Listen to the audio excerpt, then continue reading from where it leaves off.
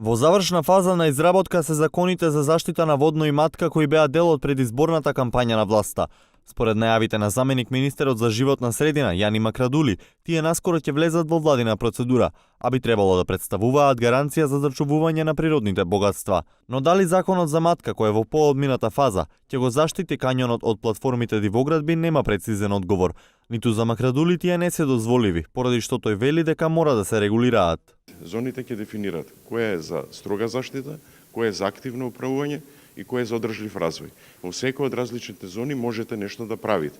И тоа ќе го дефинира и тоа зонирање е завршено и се надевам дека, верувам дека брзо ќе дојде законот во владина процедура.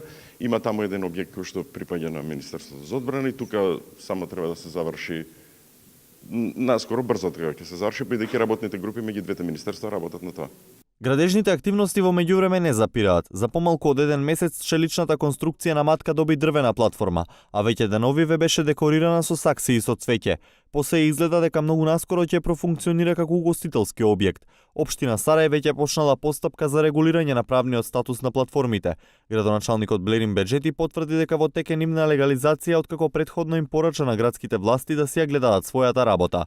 Но периодов од општината не одговараат на повици од медиумите, а се уште нема одговор ниту на барањето кое Државниот градежен инспекторат им го достави во понеделникот. Инспекторатот ја следи ситуацијата во врска со горе наведените објекти.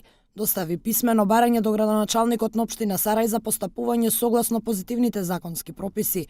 По добивањето на бараните податоци, инспекторатот ќе постапи согласно одредбите од Законот за градење и другите законски прописи.